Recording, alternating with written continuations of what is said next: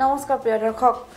ৰাষ্ট্ৰীয় উলামা কাউন্সিল চমুকৈ আৰইউচিৰ ধুবুৰী জিলা অস্থায়ী কাৰ্যালয়ত এখন সংবাদমেল অনুষ্ঠিত কৰা হয় উক্ত সংবাদমেলখনৰ কিছু দৃশ্যাংশ মই আপোনালোকক দেখুৱাবলৈ চেষ্টা কৰিম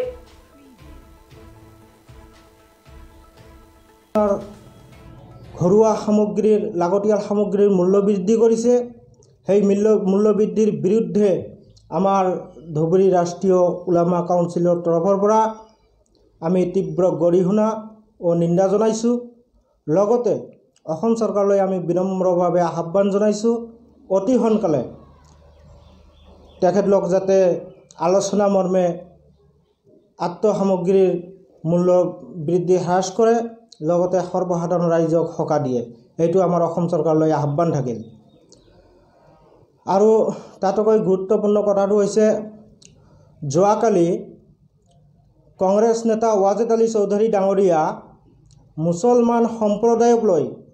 যি সাম্প্ৰদায়িক মন্তব্য কৰিছে আমি এই মঞ্চৰ পৰা ৱাজেদ আলী চৌধুৰী ডাঙৰীয়াক গৰিহণা ও ধিক্কাৰ জনাইছোঁ লগতে তেখেতলৈ আমাৰ প্ৰত্যাহ্বান থাকিল তেখেতলৈ আমাৰ প্ৰশ্ন থাকিল যে আপোনাক এই সংখ্যালঘুৰ ঠিকা কোনে দিলে আপোনাক যে আপোনালোকে সময়ে সময়ে এনেকুৱা সাম্প্ৰদায়িক মন্তব্য কৰিব আৰু বিজেপিক লাভান্বিত কৰিব বিগত দিনত যে বিজেপি চৰকাৰ অসমত আহিছে তাত আপোনালোকে গুৰুত্বপূৰ্ণ ভূমিকা পালন কৰিছে আপোনালোকে কংগ্ৰেছে আৰু এতিয়া সাম্প্ৰদায়িক মন্তব্য কৰি ডিভাইড পলিচি আনি আপোনালোকে কি বুজাব খুজিছে যদি 2021ত বিজেপি চৰকাৰ শাসনলৈ আহে যে কৈছে অসমৰ মুছলমান হিন্দু হ'ব লাগিব অন্যথা দেশ এৰিব লাগিব মই কৈছোঁ দেশখন বিজেপিৰ বাপেকৰ সম্পত্তি নহয় আৰু ৱাজেদ আলী চৌধুৰী ডাঙৰীয়াৰ বাপেকৰ সম্পত্তি নহয় যে আমি হিন্দু হ'ব লাগিব বা আমি দেশ এৰিব লাগিব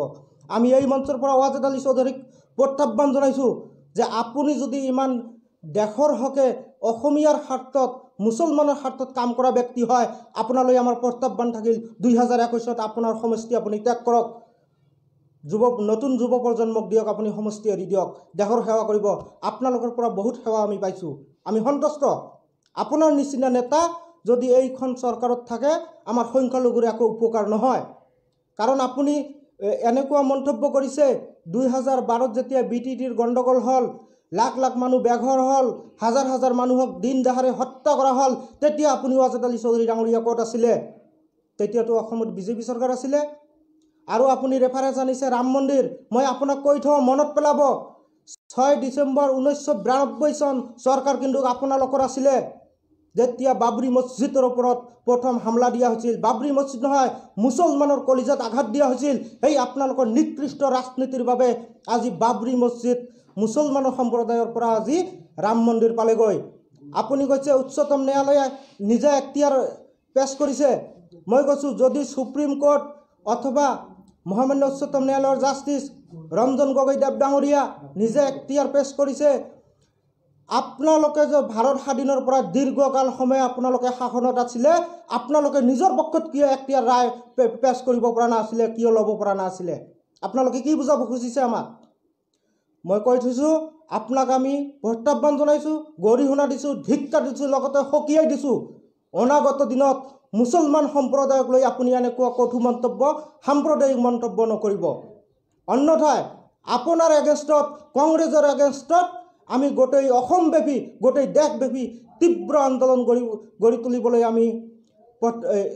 পদক্ষেপ গ্ৰহণ কৰিম আৰু ইয়াৰ বাবে যদি কিবা অপ্ৰীতিকৰ ঘটনা ঘটে অসম চৰকাৰ আৰু আপোনাৰ কংগ্ৰেছ দলে দায়ী হ'ব লাগিব ধন্যবাদ সমাগত বিধানসভা নিৰ্বাচন আৰু বিধানসভা নিৰ্বাচনত আপোনালোকৰ দলৰ পৰা কি প্ৰাৰ্থিত্ব আগবঢ়াব হয় নিশ্চয় থাকিব আমাৰ অল আছাম ব্যাপী 60 পৰা 70 কেণ্ডিডেট দিয়াৰ বাবে আমাৰ হাইকমাণ্ড তথা আমাৰ দলীয় কৰ্মীবৰ্গই কুচকাৱাজ চলাই আছে আৰু অনাগত দিনত আমাৰ যেতিয়া প্ৰাৰ্থী বাছনি তালিকা প্ৰস্তুত হ'ব বা হাইকমাণ্ডে সিদ্ধান্ত ল'ব আমি সময়ত আপোনালোকক মাতি আমি ৰাজহুৱা কৰিম আৰু বিলাসীপাৰা মানে কোনটো সমষ্টিৰ পৰা প্ৰাৰ্থিত্ব বেছি প্ৰদান কৰে বুলি আপোনালোকে ভাবিছে এতিয়া চাওক মই ধুবুৰী জিলা সমিতিৰ সভাপতি হয় ৰাষ্ট্ৰীয় উলামা কাউন্সিলৰ মোৰ ঘৰ বিলাসীপাৰা পশ্চিম সমষ্টিত তো বিলাসীপাৰা পশ্চিম সমষ্টিখন আমাৰ আকৰ্ষণীয় সমষ্টি হ'ব আৰু আকৰ্ষণীয় যুঁজ হ'ব বুলি মই ভাবোঁ কাৰণ যিহেতু ধুবুৰী জিলা সভাপতিৰ ঘৰখন হৈছে বিলাসীপাৰা পশ্চিম সমষ্টিত, লগতে আমাৰ বিলাসীপাৰা পূব থাকিব, গৌৰীপুৰ থাকিব, গোলকগঞ্জ থাকিব, ধুবুৰী সমষ্টি থাকিব। মোটামুটি ধুবুৰীত 5টা কনফাৰ্ম, 5টা সমষ্টিত আমি নিৰ্বাচন খেলিম। আৰু ৰাষ্ট্ৰীয় ওলামা কাউন্সিলৰ আপোনালোকৰ মূল উদ্দেশ্য বা মুখ্য উদ্দেশ্য কি আছে? মূল লক্ষ্য উদ্দেশ্য হ'ল আমাৰ লাঞ্ছিত, বঞ্চিত, নিপীড়িত, নিষ্পেষিত জনসাধাৰণৰ আৱাজ, জনসাধাৰণৰ কণ্ঠ ৰাষ্ট্ৰীয় ওলামা কাউন্সিল। আমাৰ দলৰ শ্লোগান হৈছে একতা কি ৰাজ চলেগা, মুছলিম হিন্দু সাথ চলেগা, গোলামী नहीं দৰবাৰ में आप रहेंगे सरकार में। নতুনকৈ গঠিত হোৱা আজি দুখন আঞ্চলিক দল, এই দল দুখনৰ সম্পৰ্কে কি ক'ব? কোন দুখনৰ কথা কৈছে? ৰাজ্যৰ দল আৰু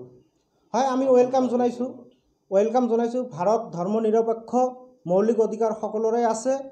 দল হৈছে নতুনকৈ যিমানবোৰ দল হ'ব আমি চবকে ৰাজনীতি ময়দানলৈ, ৰাজনীতি পথাৰলৈ ৱেলকাম কৰিম, ভাল কথা। কিন্তু আমি এইবাৰ এণ্টি বিজেপি, কিন্তু লগতে এটা কথা কৈ থওঁ, কংগ্ৰেছ আৰু AIUDFৰ লগত কিন্তু নহ'ব। কংগ্ৰেছ AIUDFক বাহিৰত ৰাখি যিমানকেইটা নতুন আঞ্চলিক দল জন্ম হৈছে বা হ'ব, গোটেইকেইটাৰ লগত আমাৰ হাইকমাণ্ডে আলোচনা মৰ্মে আমি এখন প্লেটফৰ্মত আহিবলৈ চেষ্টা কৰিম। আপোনালোকে আচলতে মূল কোনটো দলৰ লগত বিশেষকৈ প্ৰতিদ্বন্দ্বিতা আগবঢ়াব বুলি ভাবিছে? কণ্টেষ্ট কোনটো লগত হ'ব? এতিয়া চাওক, যদি বিজেপি যদি আমাৰ শত্ৰু হয়, তো কংগ্ৰেছ কিন্তু তাতকৈ ডাঙৰ শত্ৰু আমাৰ। আপোনালোকেও জানে ভাৰত স্বাধীনৰ অধিককাল কংগ্ৰেছে শাসন কৰিছে, কি অৱস্থা। আজি বিজেপি যিমানবোৰ কাম কৰি আছে বিজেপি চৰকাৰে, আমি দুখ দিব বিচৰা নাই, কাৰণ কংগ্ৰেছে দেখুওৱা পথেৰে এওঁলোক পদাৰ্পণ কৰি আছে। কংগ্ৰেছৰ আধৰুৱা সপোন বিজেপি সম্পূৰ্ণ কৰি আছে। তো আমাৰ আটাইতকৈ শত্ৰু হ'ল কংগ্ৰেছ দল।